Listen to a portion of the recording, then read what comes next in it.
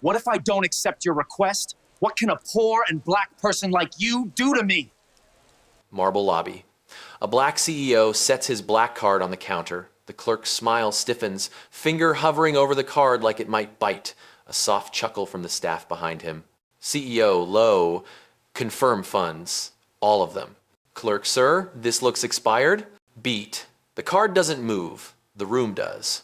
Assistant phone verified unlimited. The CEO lifts his eyes. Steady. Good. Good. He turns a fraction, voice flat, kill the 3.8. Now, the clerk blinks. Laughter, D's.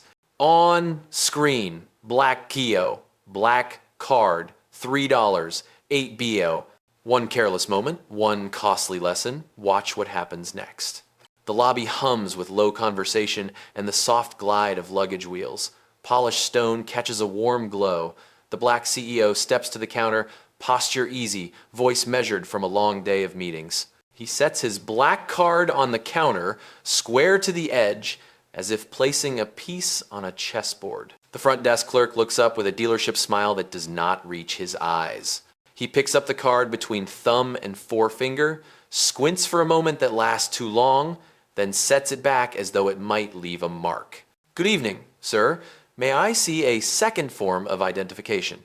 The CEO meets the request with calm. Passport slides out. Reservation confirmation on the phone follows, the screen bright against the amber light. He offers them without commentary, almost absent-minded, as if this has been rehearsed in different cities and different lobbies. The clerk nods.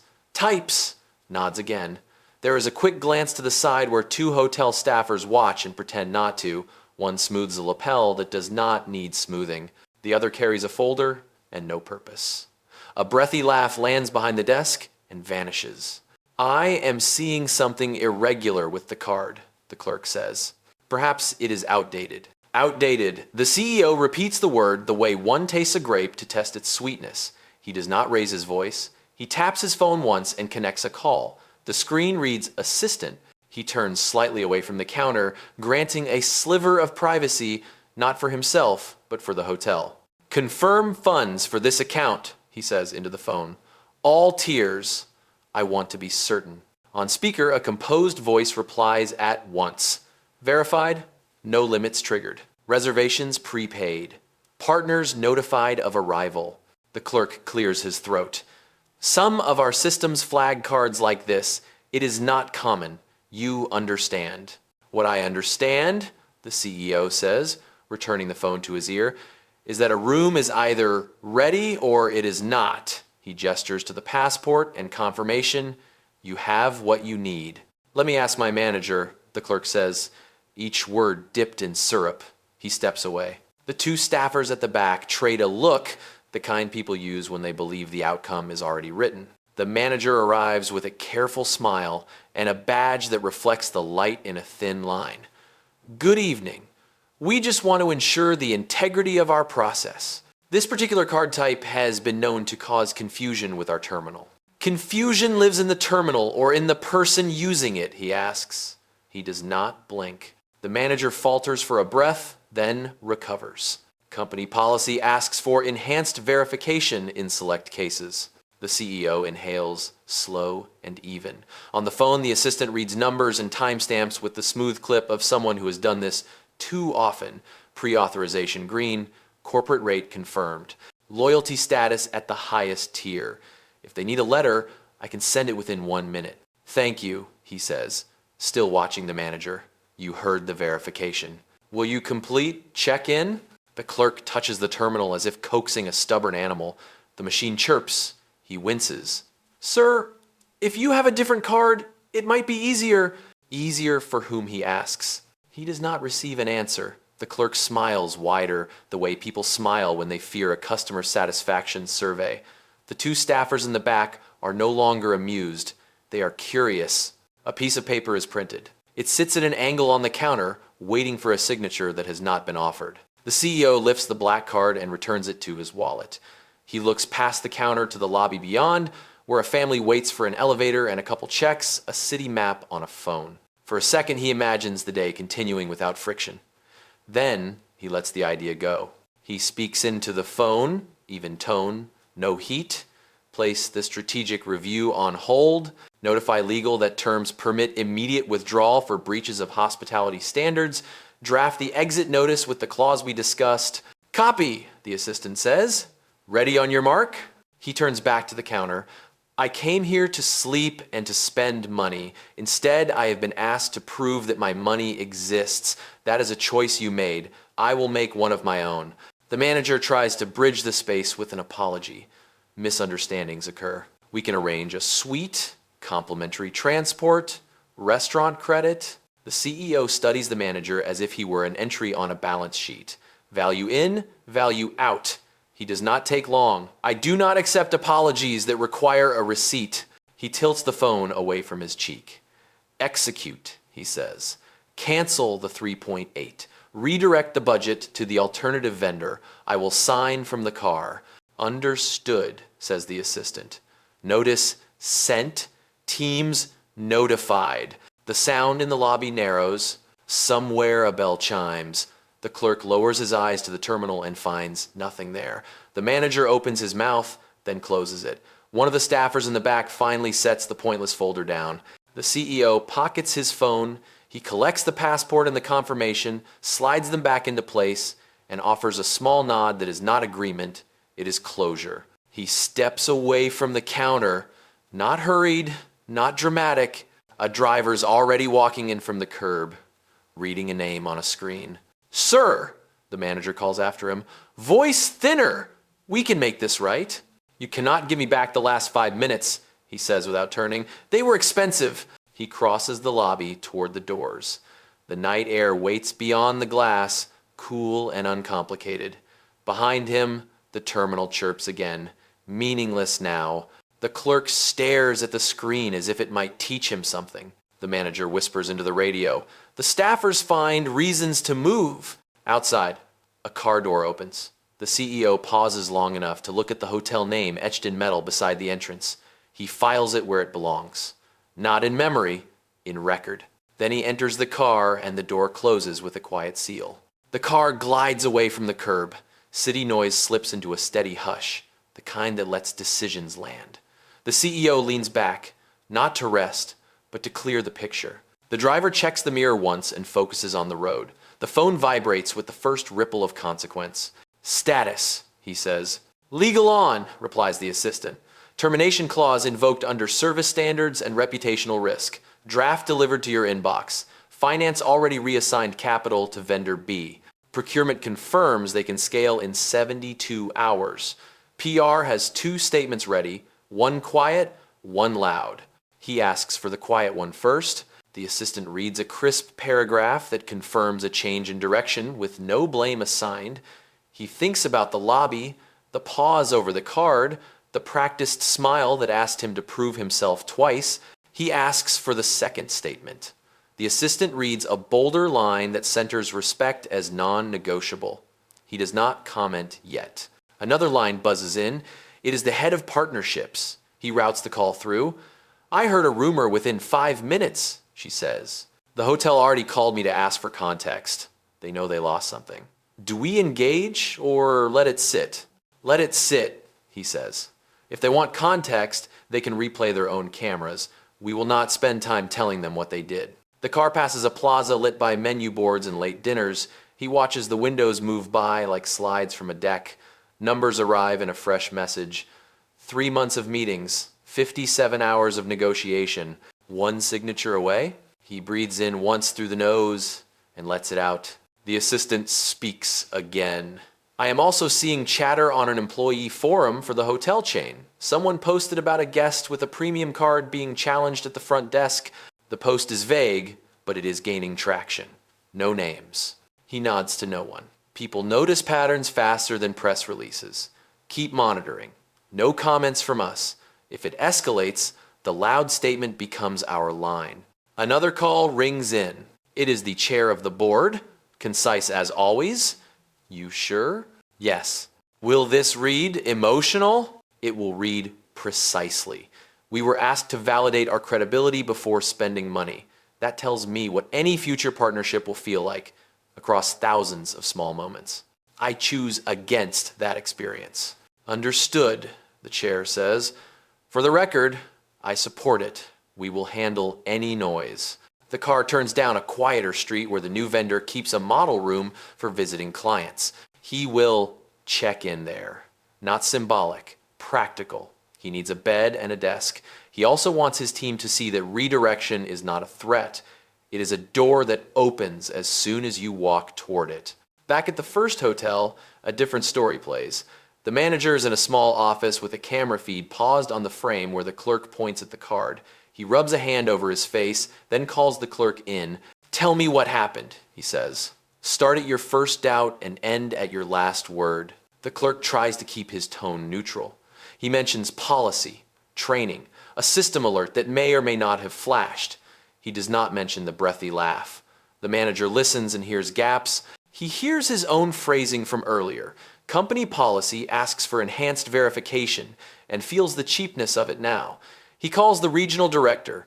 He writes a report with careful verbs that try to defend and apologize at the same time. He knows it will not work. In the car, the CEO's inbox loads a forwarded memo from a partner inside the hotel group.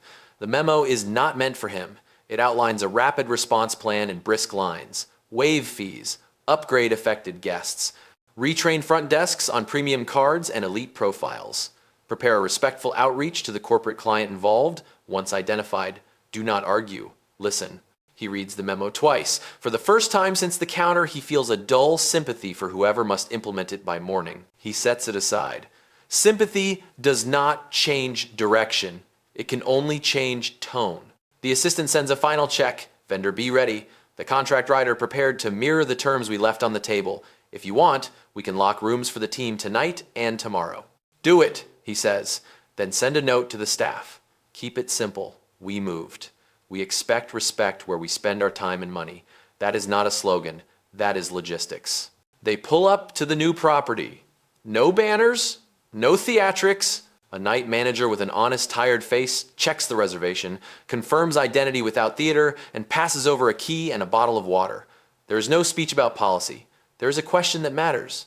Do you need a late checkout or a quiet floor? Quiet, he says. Thank you. Upstairs, the room lights up without fanfare. He sets the phone on the desk, opens the message with the bold statement, and edits a single clause to remove heat and keep weight. He does not name the hotel. He does not describe the scene. He names the principal and the decision. He leaves it at that.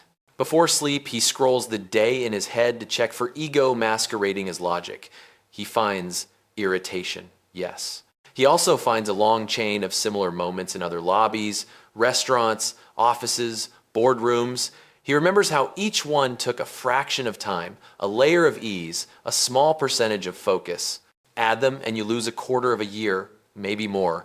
He refuses to pay that cost again when he can choose otherwise. He sends the statement to PR with a final line. If asked, this is our comment. No interviews, no extra words. Then he kills the screen, draws the curtains, and lets silence do what it does best. In the morning, a different number will sit on the balance sheet. The math, at last, will reflect the value that mattered tonight. Morning arrives, clean and unsentimental. The city is still stretched when the CEO wakes, reviews the overnight traffic, and notes that quiet has done most of the work. The statement went out at dawn through the smallest pipe possible. It names the principal and the pivot, nothing more. No adjectives to inflame, no brand name to shame. It travels anyway. Screenshots of a vague employee forum post sit beside screenshots of the statement. People connect the dots at their own speed. He calls the assistant while the coffee machine clicks toward ready. Any pressure points? Minimal, the assistant says. Vendor B moved faster than expected. Rooms locked for the team, conference spaces on hold. Procurement finalized the rider and matched the service level agreement without pushback. Finance rerouted the line items overnight. The board chair sent a short note to leadership. We are aligned, and the hotel group, silence on the record, the assistant says. Off the record, a senior executive asked if a conversation could prevent reputational damage. I said the decision was complete, and our path is to execute, not debate. He thanks her and ends the call. Meetings stack on the calendar like tiles. Before the first one, he writes a short message to his team. We will move through today with focus. If you are asked for comments, refer to the statement. Do not trade in rumors. Spend your energy on delivery. Respect is not a marketing theme. It is an operating requirement. Across town, the manager from last night sits in a conference room that smells faintly of dry erase markers. A regional director, a human resources partner, and a compliance officer join via screen. Someone plays the lobby footage. The sound is low, but the body language shouts. A finger hovers at the card, a chuckle from the back hall, a pause where service should have lived. They run it twice. No one speaks until the second pass ends. The director asks for explanations, not excuses. The clerk tries to describe a system flag that might have appeared and disappeared. The compliance officer shakes her head. The terminal logs do not show a flag. She points out the moment where the card is set down as if it is hot. She points to the smirk from the staffer in the back. Policy cannot cover contempt, she says. Culture must. The manager knows this, and it stings because it is true. He had used polite words to build a hedge around a feeling he should have confronted. He proposes immediate retraining and shadow shifts at the premium desk. He proposes changes to the verification script. He offers to stand at the counter for the next 2 weeks and correct behavior in real time. The director accepts the plan and adds a harder piece. Consequences will be visible. At the new property, the CEO meets vendor B in a quiet meeting room. The team arrives with a floor plan for the rollout and color-coded timelines. They have a lean style that reveals itself in the way they arrange chairs and slide laptops aside when a conversation matters more than a spreadsheet. He recognizes competence quickly. They talk about rooms and service and the invisible moments that decide a customer's opinion. They talk about small frictions, how to remove them, and how to catch them before they cost. Halfway through, his phone lights with 3 reporters requesting comment. He forwards the messages to PR with the same line as the night before. Our statement is sufficient, no interviews. He is not interested in becoming a symbol or a headline. Symbols do not deliver projects, teams do. Back at the hotel group headquarters, a communications draft sits on a shared document, now on its 10th revision. It acknowledges a guest experience that failed to meet standards and promises action. It mentions training without sounding like a stall. It avoids debate about identity or intent. It declines to name the guest. The general counsel edits 2 sentences to remove certainty where the company lacks facts. The head of operations adds 1 sentence that matters. We will measure our progress in behaviors at the desk, not in memos. The CEO's second meeting runs on time. When it ends, he walks to the window and watches the street for a minute. He considers the hours recovered by making the pivot quickly, by refusing to argue with what was plain.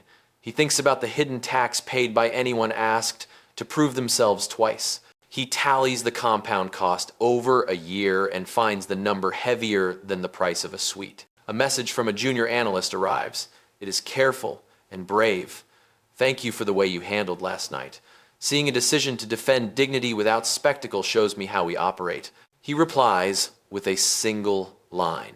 We protect time and people. In that order, only because time vanishes first. By afternoon, vendor B proposes a small pilot to prove service claims within 48 hours. He approves it and asks for daily readouts. The team leaves the room with a quiet energy that feels like traction. He thinks about what respect looks like in operational terms. It looks like verification that is proportionate. It looks like eye contact that says welcome rather than verdict. It looks like systems that default to ease rather than suspicion. Evening draws in. The first hotel's statement goes live and finds a measured tone, a tone that might have worked yesterday and will have to work today. Comments pile up anyway. As they do, some demand the name and a public apology. Some say everyone has bad days. Some talk about patterns. The hotel announces a leadership visit to every front desk in the district. They schedule listening sessions with staff who handle premium guests. They promise changes that will be visible to anyone who checks in. The CEO reads none of this in real time. He is on a call about logistics, then another about a client visit, then reviewing a plan to consolidate travel into a tighter network of partners who have earned the business. He ends the day with the same simple ritual as the night before. He asks himself whether pride pushed the wheel or principle drew a line. He finds the same answer. The line was overdue. The wheel moved because it had to. He closes his laptop and looks at the key on the desk. It is nothing more than a rectangle of plastic and memory. It opens a room where the lights work, the water is hot, and the person at the counter asks the only question that mattered. Do you need quiet? Tonight, that is all he needs. Tomorrow, the work continues.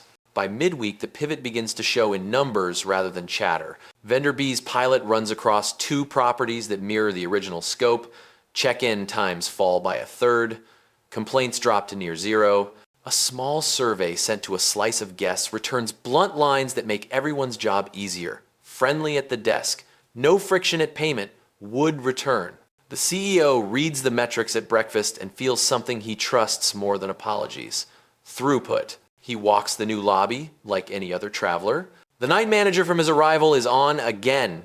Eyes a little red but clear. She spots him, nods once, and keeps moving because a couple from a late flight looks lost.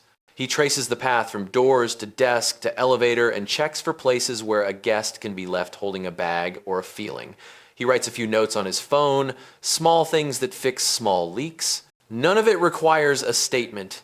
It requires work. Across town, the hotel group holds a district meeting in a room with walls that could speak if anyone cared to listen. The regional director opens with the footage paused on the worst frame, not to shame, but to freeze a moment that needs a name. The clerk from that night sits in the second row, pale and stiff. The director talks about scripts that sound polite while doing harm. He tears a page from the manual and drops it in a bin. We will not train suspicion, we will train service. He turns to the manager. You will stand at the desk. You will correct it in the open. You will show the behavior you want every hour. The clerk asks for the floor. His voice shakes in the first sentence and steadies in the second. He names the laugh from the back hall and calls it what it was. He agrees to retraining and asks for a mentor who will not let him slide back into habit. The room exhales. They are not used to naming things plainly. It feels like fresh air and a storm warning. The CEO spends the afternoon with his partnerships team. They map the travel network that will support a year of client work. Names are reviewed and scored against what matters. Response time, billing accuracy, frontline authority to fix a bad moment. He draws 3 circles on a whiteboard. Core partners, trial partners, no thank you. The last circle is small but legible. Someone joked that it should be bigger. He does not smile. We reward what we want more of. We do not spend time on what we do not. An email lands from PR with a compilation of headlines and opinion pieces. He skims the first 2 and closes the file. Noise will always fill space if you invite it. He prefers signals, and the day has given him enough. He writes a short note to the board. Transition proceeding as planned. Costs neutral over the quarter. Service levels are improving. He attaches the pilot metrics and a 1-line lesson. Selecting partners is selecting daily life. Evening brings a message from the manager of the first hotel. It is not crafted by a consultant. It reads like a person who has sat with a bad decision and is trying not to make it again. He apologizes without qualifiers, outlines changes without promises of perfection, and asks for a chance to earn back trust over time through visible behavior. The CEO considers the request and lets it sit overnight. He believes in change when it is measured, not when it is declared. Before sleep, he calls his assistant. How is the team holding up? She says they are proud without being loud. Travel leads have already noted smoother arrivals. A junior staffer who rarely speaks spoke up in a stand-up and said the pivot made her feel seen. He thanks the assistant for a week of clean execution. She laughs once, a short sound of relief. Clean is my favorite word. Lights off. The city moves under the window like water. Somewhere people are still writing statements. He is done with statements for a while. In the morning there will be site visits, a vendor demo, and a quiet lunch with a client who values speed over spectacle. The work is not dramatic. That is the point. By the next month, the pivot is no longer a project, it is the way the company moves. The rollout with vendor B scales across the full portfolio. Site leads report the same pattern in city after city. Check-in is predictable. Billing disputes drop to statistical noise. When a problem appears, frontline staff are allowed to fix it in the moment rather than ask permission across 3 departments. The CEO reads the weekly dashboard and feels the rare satisfaction of cause and effect that can be traced with a finger. He rides to the airport for an early flight. No entourage, 1 carry-on. At security, a family recognizes him from an article they read without knowing his name. The father nods in quiet thanks. The CEO returns a nod that says, "Do your day, I will do mine." At the gate, he opens a memo from operations about standardizing traveler profiles across vendors. It is dry in all the right ways. It will save hours otherwise spent repeating details that a system should remember. He writes, "Approved," and adds 1 sentence. Every saved minute returns to the work. Across the city, the First Hotel Group runs its new training cadence. Managers rotate through the desk. Verification scripts have been reduced to a few simple lines that assume legitimacy rather than doubt. The clerk from that night now shadows a senior agent known for calm under pressure. After a long shift, he sends a note to the manager. "Today I caught myself asking for a second ID I didn't need. I stopped. I apologized." The guest laughed and said, "Thank you. It felt different." The manager replies in 2 words, "Keep going." The CEO meets a client for coffee in a lobby where he once spent afternoons selling an earlier version of the company. The client runs a large budget and a small team and values vendors who remove friction. She asks about the decision everyone has discussed in private. He gives the same answer he has given since that night. "We choose partners who respect our people. The rest is logistics." She smiles because that sentence is both a principle and a plan. She signs a renewal without asking for a discount. Midweek, an industry forum invites the CEO to speak about leadership under pressure. He declines the stage and offers a case study instead, a simple document, sequence of events, decision tree. Outcomes in measurable terms. No theater, no villains, no victory lap. The forum publishes it and the comments split, as comments always do. Some praise clarity, some call it overreaction. The case study ends with a line that refuses both interpretations. The cost of a moment compounds. Choose the rate you can live with. Back in the office, a junior engineer asks for 10 minutes to show a tool she built in her spare time. It flags points in a trip where friction tends to spike and suggests a preemptive fix. The dashboard looks like a calm sea marked with a few honest waves. He approves a pilot and gives her a small team. On the way out, she stops at the door and says she almost did not ask for his time. He says, "Ask every time the work can move faster." Late afternoon brings a message from the board chair. A competitor is signaling interest in the vendor the company left. The chair asks whether to warn them off privately. The CEO says no. People learn from their own calendars. He wishes the other vendor well in a sentence that means exactly what it says. The First Hotel Group sends a formal update. They have completed retraining and adopted visible metrics. They invite the company to observe the new process at any time, unannounced. The CEO considers it and forwards the note to partnerships with a single instruction. Give them a trial property in a market where we have options. No fanfare. Let the numbers do the talking. If they earn it, they earn it. Night falls with rain that smudges the city lights into soft lines. He walks home instead of taking a car, jacket over his arm, phone on silent. The last month rewinds as he turns corners. He sees not a viral moment, but a chain of operational choices that either add friction or remove it. He sees how quickly a firm can change direction when it names a value and insists on living by it. At his door, he stops and checks his pockets the way travelers do. Keys, wallet, a folded note his assistant slipped to him after a long meeting. It says, "Only this, we are spending our days where we are respected." He puts the note back and smiles once, small and private. Tomorrow there will be another dashboard, another site visit, another set of ordinary decisions that either confirm or contradict the line they drew. He plans to confirm it again and again until it is no longer notable, until it is simply the way the company moves through the world. The quarter's end arrives with the weight of audits and the clarity of numbers. The travel dashboard opens like a clean ledger. On-time check-in sits above 99%. Refunds for billing errors have fallen to a trickle. Survey comments read like practical poetry. Quick desk, fair rules, real help. The CEO scrolls through without lingering on praise. He looks for outliers, not applause. Partnerships pings him with a brief note. The former hotel group has completed retraining and is requesting a trial. He approves a single property in a market he can afford to lose. No press, no signal. The instructions are simple. Observe, measure, decide. 2 days later, he walks into that trial property unannounced, bag on his shoulder, no title on display. The lobby is busy but orderly. At the counter, a senior agent manages a line with steady hand signals and eye contact that welcomes rather than screens. When it is his turn, the agent confirms the reservation, checks ID, taps the terminal, and says a sentence that should be ordinary but has not always been, "You are all set. If you need quiet, I have a corner room ready."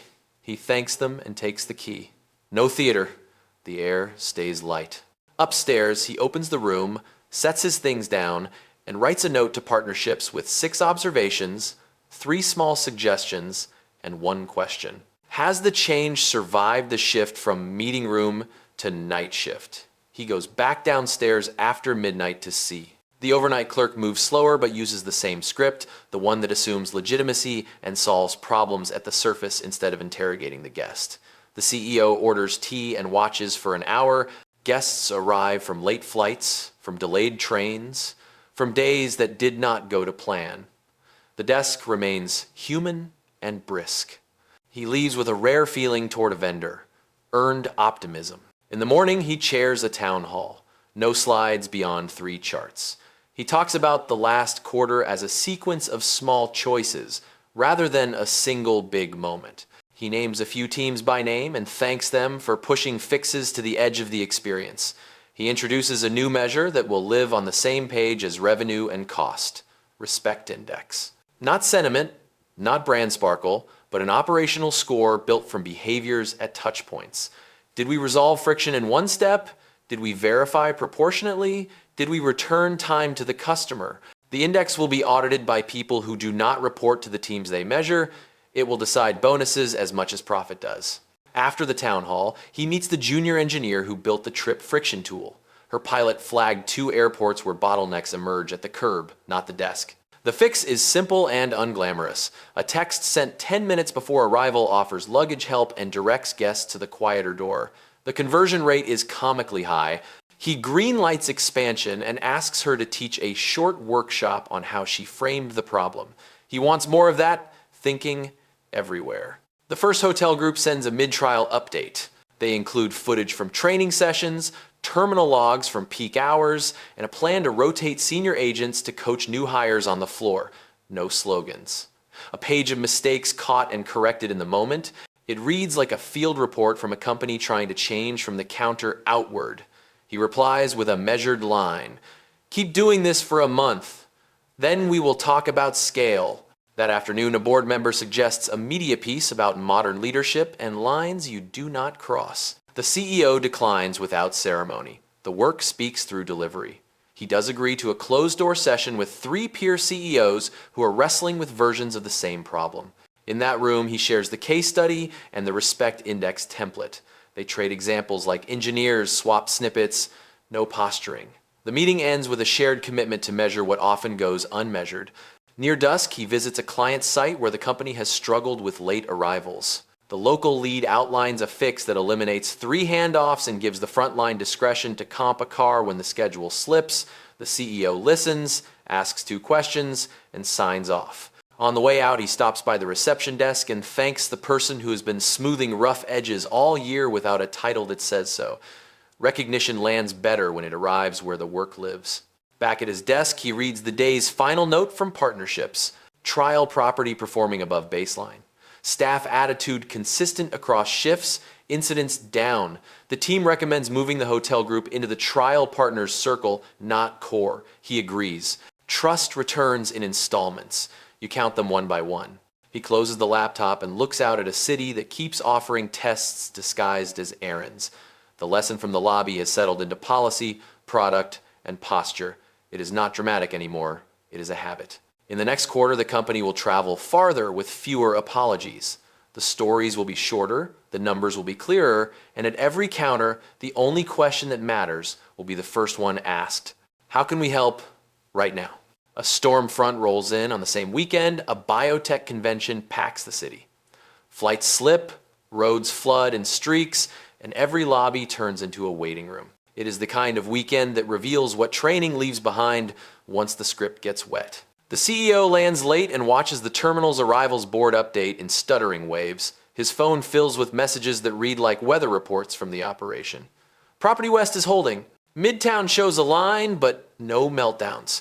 Vendor B's network is bending, not breaking. He routes to the trial property from the original hotel group. The street is a river of brake lights. Inside, the desk runs a triage line without panic. A senior agent stands with shoulders loose and eyes bright. She sends families to a side table with hot drinks, hands a charger to someone whose phone is dying, and moves through the queue with time estimates that prove accurate.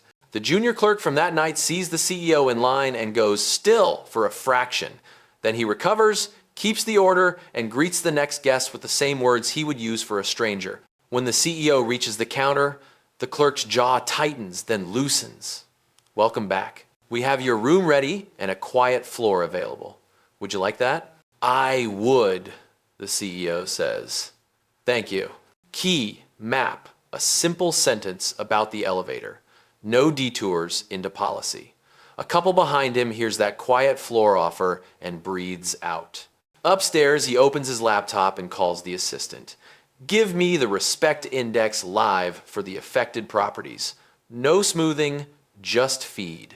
A sheet opens with green and amber cells, updated in near real time by staff tapping simple forms after each interaction. One-step resolution holding at 92%. Verification proportional above 97. Time returned per guest averaging 3 minutes. He smiles because that is a small number that compounds into hours across a city. Finance will be like that math. People will like it more. Vendor B logs a miss. A payment terminal at East went down for 20 minutes. Instead of stalling, the staff comped a night for a traveler with a newborn and wrote the comp reason with a line that belongs in a manual. Cost saved by calm. The CEO sends a 2-word reply to the property lead. Good call. The trial property sends a text at midnight. Overflow forming. Manager making the rounds. The message includes a photo of the manager at the line, sleeves rolled, badge turned so it does not glare on camera. The CEO descends to watch. The manager is not giving a speech. He is resetting the order of things with small acts that stack. He pulls an agent off the phone to the counter where bodies are. He spots the moment a clerk is about to over-verify and nudges with a question that lands like a guardrail. What do you need to finish this? Not what else can you ask them for? The line moves. A toddler falls asleep in a chair and a staffer drapes a blanket without making a scene of it. By morning, the storm thins. The city smells like wet metal and coffee. The CEO walks the block and calls the board chair. The trial property was held under load, he says. They didn't perform tricks. They performed basics at speed. I want to move them from trial to core in this district only, reviewed monthly. Approved, the chair says. What did you see that mattered most? He answers, without reaching for poetry. Fewer words. Faster decisions at the counter. A habit of assuming good faith and fixing what is in front of you. It looks small until you measure it at scale. Back at the office, he meets finance and HR to wire the respect index into compensation cleanly. Not a bonus garnish, but a driver. If the index dips, so does the payout, even if revenue shines. If the index rises while revenue holds, payout rises. They sign off, and a memo goes to managers with examples that show exactly how the math lands for teams. Midweek, he returns to vendor B for a retrospective. They list what strained and what flexed. He listens for excuses and hears none.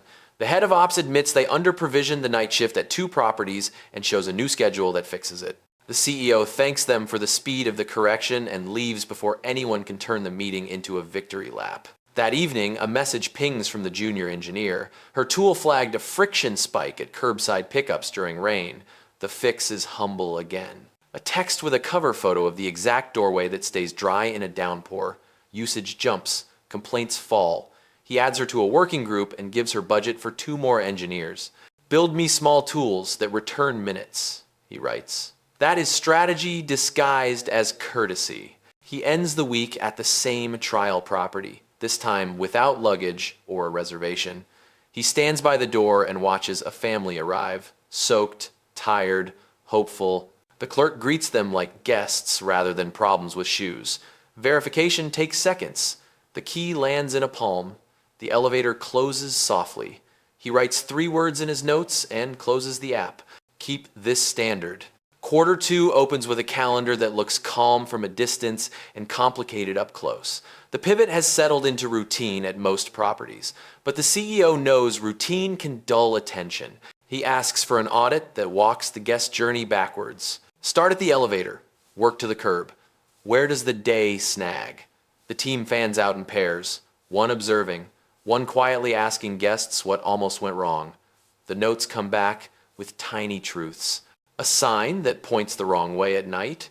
A terminal that times out if the clerk makes eye contact longer than a few seconds. A script that still carries an old habit in 3 words. They fix the sign before lunch, change the terminal timeout in the next patch cycle, and rewrite the line by removing 1 adjective and adding a question that matters. A shareholder writes a pointed email that arrives dressed as concern and reads like a dare. Did you over-index on soft metrics and underweight price? The CEO answers with a graph that puts dollars and time on the same axis. Respect correlates with throughput. Throughput lowers cost per guest. The note is brief and hard to argue with. He adds a footnote for himself. We do not need to win the argument if we win the day. The trial district for the former hotel group continues to hold. The manager keeps showing up at the desk with the calm of someone who has stopped thinking about optics and started thinking about line length and tone of voice. The junior clerk develops a small habit that guests notice. He names the next step before it is asked. I will print your key. The elevator is right of the mural. Quiet floor if you want it. This reduces questions and increases the feeling of being expected. The CEO does not praise the habit in a memo. He asks partnerships to capture it in a 1-minute clip for internal training and to credit the clerk by name. Vendor B presents a plan to roll their model to a new set of cities with different pressures. One is a port town where check-ins spike at dawn when ships dock. Another is a sports city where weekends compress like springs. The CEO asks to see how they staff for the worst 15 minutes of the day rather than the average hour. The head of ops shows a simple block schedule that moves people to the counter and away from the back office during those windows. He approves, then asks for an after-action write-up within a week of launch that states what surprised them. Surprise is where the next fix lives. A reporter tries again for an interview. The request is polite and framed as a lesson for others. He declines and sends the case study link. He will not perform leadership on camera. The work is more useful without a spotlight. Instead, he agrees to a closed briefing for a small group of industry operators. In that room, he gives the same message he gives his teams. Verify proportionately. Return minutes to the customer. Pay people to care. They trade examples like mechanics, trading tools. An internal challenge appears in an unexpected place. The expense team flags a rise in small comps across 2 properties and worries about slippage. The CEO asks for context. The comps were used to grease weather delays and recover from a citywide payment outage. He looks at the respect index from those nights and sees high 1-step resolution, low repeat interactions. He writes a note that settles the question. Friction has a price. Pay it at the counter once or pay it for weeks in refunds, calls, and churn. We will pay it early. He spends a day traveling with a junior product manager who has never seen the front line during stress. They stand at a desk for 3 hours and watch the dance of screens and faces. The PM notices how a 5-second pause after a greeting changes the rhythm of a check-in. She suggests a small tweak to the interface so the clerk can keep eye contact while the terminal buffers, then finish without looking down twice. It is a small change with a big feel. He approves the test and asks her to own the rollout. On the ride back, she admits she had thought the respect index was soft until she felt how it moves a room. He tells her that feeling is the point, now make it repeatable. The first hotel group asks for expansion beyond the trial district. He resists the easy yes and asks for 3 more weeks of clean performance and a plan to protect the standard when hiring accelerates. The manager sends back a staffing plan that pairs new hires with seniors for entire shifts, not shadow half hours. He includes a line that matters. Training is a transfer of authority, not a transfer of rules. The CEO forwards that sentence to HR with a note to build it into leadership materials. Late one night, he walks into a property unannounced and watches a scene that could have gone wrong. A guest arrives with a reservation error that is not her fault. The clerk explains the issue in one sentence, offers an immediate fix, and puts her in a room while the system catches up. No blame, no lecture about policy. The guest tears up from relief. The clerk looks almost embarrassed by the gratitude. The CEO writes a thank you to the clerk and copies the manager. He adds the incident to a quiet file of moments that justify the index in a way no chart can. As the quarter closes, he schedules a small meeting with the leaders who turned the pivot into cadence. No banners, sandwiches on cardboard trays. He thanks them for building a habit that can survive weather and trends. He asks each to name one thing they will protect and one thing they will tear up in the next 90 days. The answers are blunt and useful. Protect the authority to fix. Tear up the verification script when it starts to feel like armor. They leave the room with assignments that look boring and will matter more than any speech. In his inbox waits a short note from the manager at the trial property. It says only this: "We got through a bad weekend on good behavior. Thank you for the second chance." The CEO replies with the same economy: "Keep earning it." By late summer, the changes have a life of their own. The Respect Index lives on the same screen as revenue during reviews, and managers talk about it as naturally as occupancy. New hires learn it on day one. Veterans quote it back when a process tries to drift. The CEO watches the habit spread the way a song spreads in a crowd, not because a leader insists, but because it feels right to sing on the beat. Vendor B opens in 2 new cities on the same morning. One is a heat sink where afternoon power dips chew on terminals. The other is a festival town where arrivals stack at midnight like dominoes. The rollout plan shows a staff rotation that concentrates talent at the edge. Senior agents take the roughest windows. Juniors shadow during the rush and lead during the lull. The CEO stands behind a planter in the lobby and listens to how the room breathes. He hears a rhythm, he trusts. He sends a note with 2 words that have become a signature: hold form. The former hotel group clears the final month of trial with steady numbers and no convenient excuses. The manager, who stood at the desk in the storm, asks for a chance to scale to a second district. The CEO agrees and warns against believing that a district win proves a culture shift across a map. The manager nods and says he will carry the standard personally for the first month and then hand it to someone who has earned the wait. The CEO believes him because the man did the boring work when no one was watching. PR compiles a thick packet of mentions and trends. The company is being used as a case example in classes and on panels he does not attend. He allows himself one read of the summary and then deletes it. He knows what attention can do. Lasting work needs quiet. He accepts one invitation: a private roundtable with operations leads from companies that move millions of people. In that room, they trade failures before they trade wins. He tells the story of the night when a smile looked like a test and how a single choice simplified a year. He does not name anyone, he names the principal. He shows the index and the comp math. He asks for their worst bottleneck and their best first step. Inside the company, the junior engineer becomes a manager of a small team that ships tools that feel like courtesy but spend like strategy. Her latest project is so simple it surprises everyone. A status bar for the front desk that mirrors the guest journey and lets a clerk see 3 steps ahead without breaking eye contact.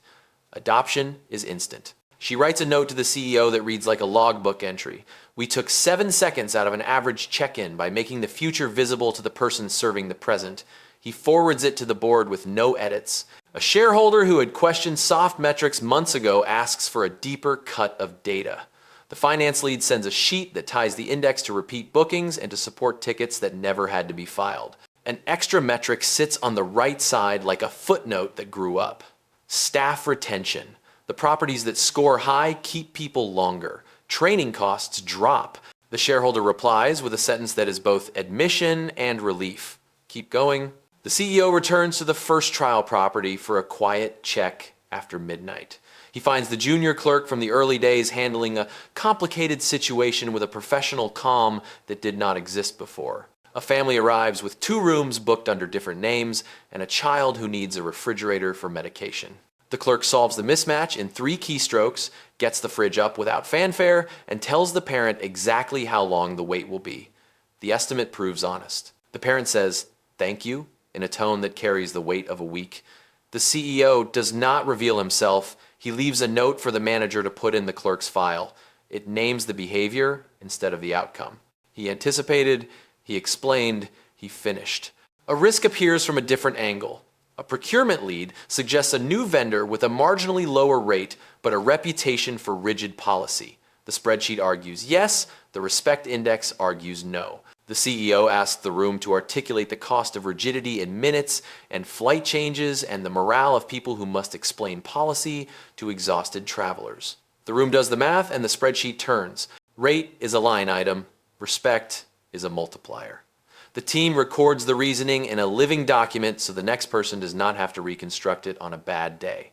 Autumn brings a client renewal cycle. Many meetings are quiet and short because the work has pre-answered the questions. In one room, a client asks if the company still stands by the decision that triggered the pivot. The CEO does not hesitate. Yes. The client nods and signs. Later, a junior member of the client team approaches him and thanks him without explaining why. He watches her cross the lobby and understands that not all metrics fit on a dashboard. In the evening, he visits a property that has struggled to keep the standard on weekends. The manager admits he has been scheduling the floor for averages instead of spikes. They pull up the recent graphs and redraw the week in blocks that respect the worst 15 minutes. The next weekend, the line shortens and the tone lightens. The manager sends a photo of the desk at peak with no visible strain. The CEO replies with a simple line. This is what the index should feel like. He walks home on a cool night and thinks about the distance from the first counter to this one. The story is not a viral clip anymore. It is a set of expectations encoded into hiring, scheduling, software, and pay. He thinks about the cost of the first 5 minutes in that lobby and how those minutes keep paying dividends each time a clerk assumes good faith and finishes the task at hand. He thinks about how dull the story has become and smiles, because dull means repeatable. Dull means the habit has finally become the culture. Year-end approaches with the metallic calm that settles over systems that finally know what they are doing. The respect index has survived seasons, surges, conventions, storms. It has also survived boredom, which is harder. The CEO asks for something different before the holiday slowdown. He wants an external audit run by people who do not care about his story.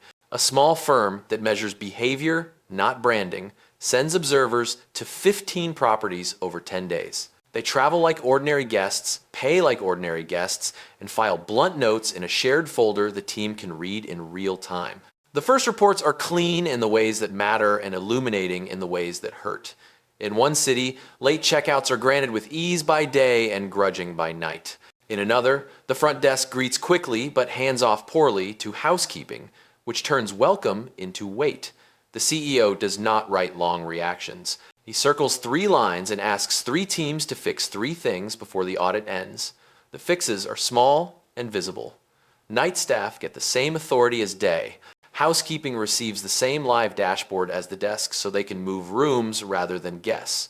A security guard who scares guests with silent stares is restrained to say hello first. The auditors notice changes midstream and write a sentence that will stick in operations memos for a year. They correct while we watch.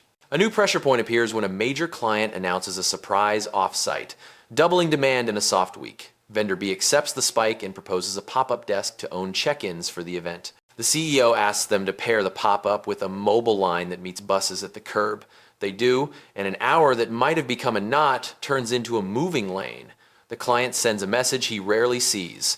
Thank you for making logistics feel like air. He spends a morning with HR finalizing a promotion slate. The junior engineer who built the trip friction tool now leads a cross-functional unit that treats courtesy as a design problem. The junior clerk from the first trial property moves into training, bringing his habit of naming the next step. The night manager with red eyes becomes a district lead. In each case, the new title follows work done in daylight and at midnight. He writes a short preface to the announcement. We promote people who make the experience simpler at scale. A procurement review surfaces a familiar temptation. A distributor offers a discount if the company locks into a long contract with a hotel chain that still treats policy as a shield. The spreadsheet glints again. The CEO asks for a future cost model that attaches minutes to every rigid rule. The model turns rosy red. The room sees how a narrow rate victory becomes a loss across months of small friction. They decline politely and write down the math so the next debate starts on the right page. The external audit wraps with a debrief that gives no one an easy headline. Scores are strong, gaps remain. The firm notes a tendency for improvement to travel with specific people rather than embed in the floor. The CEO accepts the criticism because it is true. He asks operations to build a rotation that spreads senior agents across properties for 1 week a quarter, not as saviors, but as teachers who leave a habit behind. He calls it seeding. He couples the program with a simple requirement. The visitors must document one behavior they adopted from the host team. Learning must flow both ways or it becomes evangelism. He takes one unplanned detour before the holidays. A property near the airport has a reputation for drift on Sundays. He walks in with no announcement and watches a small pileup develop when a wedding party arrives early.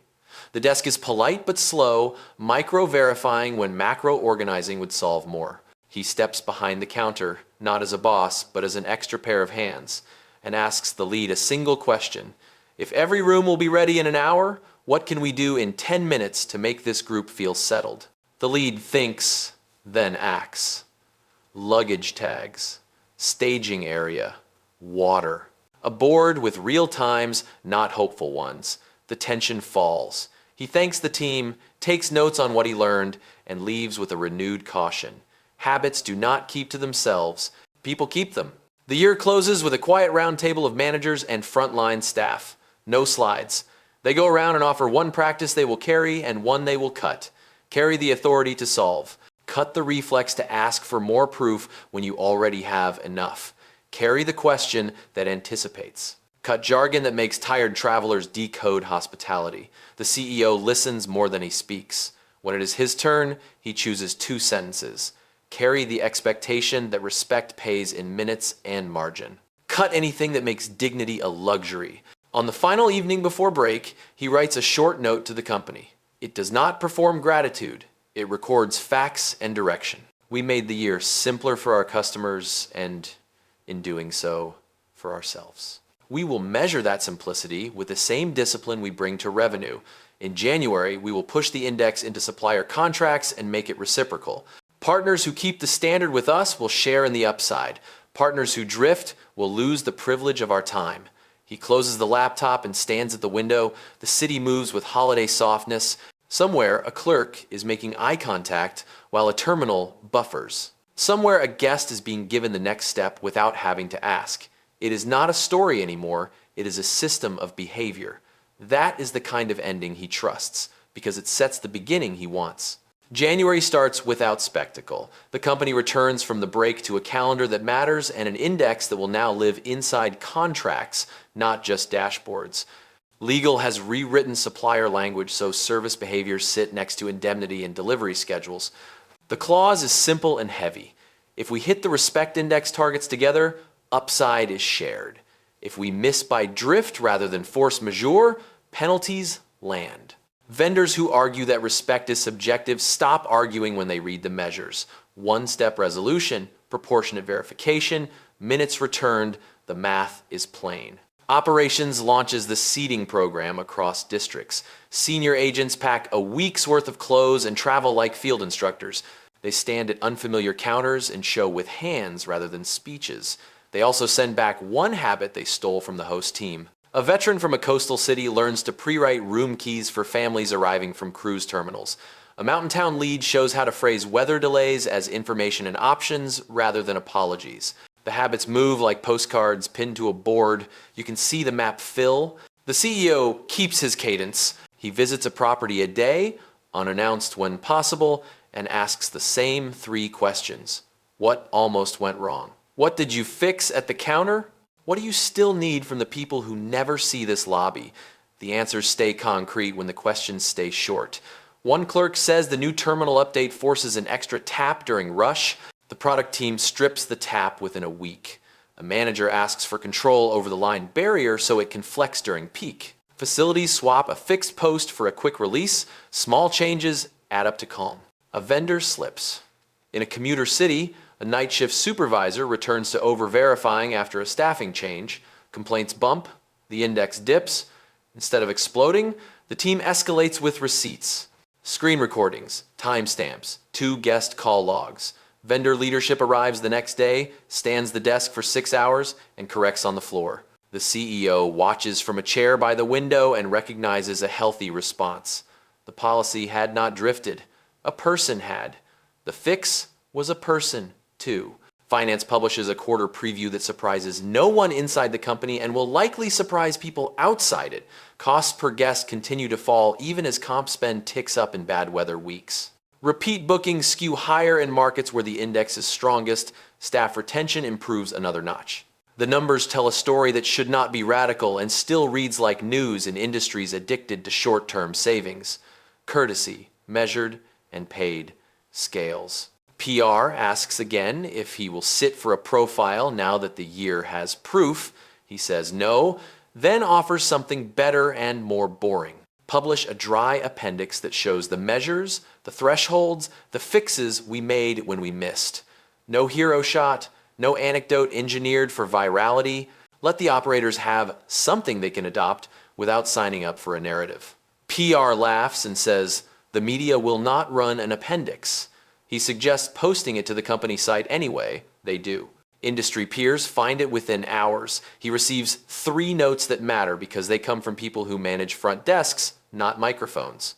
Inside the company, the junior engineers team rolls out the eye contact buffer across all terminals. Clerks can greet, look up, and keep the flow without the machine punishing the pause. The change takes seconds off every check-in and takes static out of the room.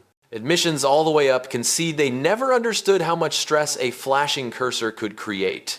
The engineer writes a 1-line summary that lands like a rule. Designed for the moment when 2 humans are deciding whether this is going to be easy. The former hotel group earns expansion into a 2nd district. Their manager keeps showing up at 5 a.m.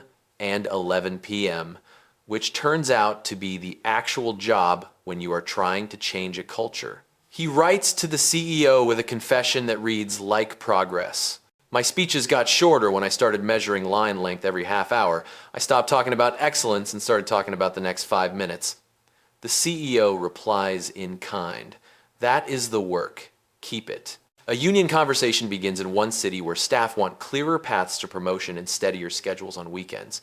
HR brings the CEO in early, not as a shield, but as a listener. The staff speak with precision. They like the authority to fix. They want the scheduling algorithm to respect their lives with the same care they give guests. The CEO asks operations to expose scheduling logic and add 2 levers the floor can control without begging for software. Shifts flex to accommodate school pickups. Coverage improves because people do not burn out.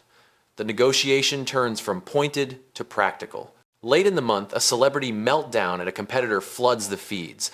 The story tries to drag the company into the discourse by association. The CEO stays out of the lane. He sends his teams a note that reads like weather guidance. We do not surf other people's storms. We serve our guests. If asked, link the appendix. No adjectives. He spends one evening at the airport property where Sundays used to drift. The line holds. The late checkout process that once wobbled at night now clicks.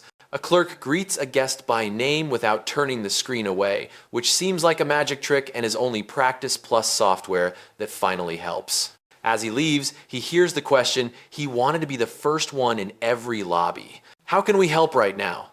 The guest answers with the smallest ask, and the clerk meets it without reaching for rules.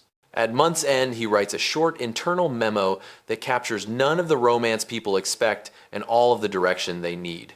We will keep the index at the center of planning and make it harder to ignore. We will make courtesy cheap to do and expensive to skip. We will promote the people who make minutes return to customers without being asked. If a partner cannot live with that, they cannot live with us. Then he closes the laptop, walks the block without a phone, and takes satisfaction in the dullness of a system behaving under load. The story began at a counter. It continues at 1,000 counters. Quiet, repeatable, and paid. Spring eases in with the quiet pressure of scale. The map on the operations wall shows new pins outside the country, 2 pilot cities with different rhythms and rules. The CEO signs off on a simple premise. The respect index travels, the scripts do not. Local leads will write their own lines as long as the measures hold. Legal drafts, cross-border addenda that tuck dignity into clauses about data, employment, and payments. HR pairs every traveler with a local mentor whose job is to say, "That's not how we do it here," without apology. The first pilot launches in a city where mornings start before sunrise and queues form without complaint. The front desk team learns to greet without small talk that wastes time. They place the key on the counter as the ID lands, two motions that meet in the middle. One-step resolution climbs quickly. A week later, an unexpected snag appears. The ID scanners choke on a common national document and throw false errors. A clerk starts to over-verify out of habit. The manager intervenes with a line the company has taught for months. Solve the problem at the counter, not the person. Housekeeping moves a room while the scan is reconfigured. No second ID, no lecture. The guest is upstairs before the terminal finishes, thinking. In the second pilot city, hospitality language runs formal. The team experiments with greetings that sound respectful but not distant. The junior engineers group pushes a micro update that lets clerks choose preset phrasing that matches local tone without touching the measures. The change is invisible to guests and decisive for staff. Minutes returned tick up. Complaints about tone fall away. The engineer writes in her log that courtesy is a dialect and design should honor it. Back home, the seating program rotates senior agents through properties that face new strain. A veteran from a storm district shows a festival city how to pre-label key envelopes for late waves, then throws the envelopes out after midnight to avoid stale errors. A coastal lead learns from a night clerk how to say no to a novel demand in one sentence that sounds like yes to the rules that matter. They document the swaps in a shared notebook that has become more useful than any slide deck. A risk lands from a different direction. A vendor's subcontractor suffers a minor data incident. No names leak, but the alert triggers the new clauses that bind behavior to consequence. The CEO convenes a short call with legal, procurement, and the vendor's CTO. Facts first, then action. They isolate the system, rotate keys, and run a weekend drill the company had practiced but never performed live. The appendix on the website gets an update by Monday with the steps and the time-stamped fix. A client calls to confirm the sequence. He reads it back to them. They stay. A shareholder visit brings an old question with new tact. Is the company leaving money on the table by refusing lower-rate vendors who meet the letter but not the spirit? The CEO walks the investor through a property at peak and lets the line do the talking. He points to the time each guest gets back and the calls that do not get made later. He shows the retention curve for properties that hit index targets for 6 months. He does not argue. He narrates the day. By the time they reach the elevator, the investor has fewer theories and more notes. Union talks in one city reach a workable agreement that codifies schedule fairness and promotion ladders. The CEO's favorite clause is a simple one, suggested by a night agent. If a clerk resolves a guest issue in one step, the system will capture it as a positive event that counts toward pay, not just a cost. The clause aligns incentives with the habit the company has been teaching. The mood at the desk lightens in ways a forecast would miss. A postcard arrives from the manager who earned the first second chance. He writes that the second district is on track, but he can feel gravity pulling scripts back toward caution when hiring surges. He asks for 2 extra senior agents to seed the floor during onboarding weeks. The CEO approves and adds a lightweight requirement. Each new hire will write a short self-audit after week 2 that names the moment they nearly over-verified and how they stopped. The collection becomes a mirror that keeps Drift honest. The junior engineers team ships another small tool that feels obvious once it exists. A guest can opt in to a 2-line chat at key points that lets the desk answer without pulling eyes from the person in front of them. The desk uses phrases designed to close loops quickly. Your room is ready. Elevator to the right of the mural. Quiet floor if you want it. The effect is modest and powerful. Phones ring less. Lines move more. The engineer draws a box on a whiteboard around a single idea. Remove questions guests should not have to ask. A competitor launches a campaign that borrows the language of respect and splashes it across billboards. The CEO shrugs and tells his team to keep shipping boring fixes. They do.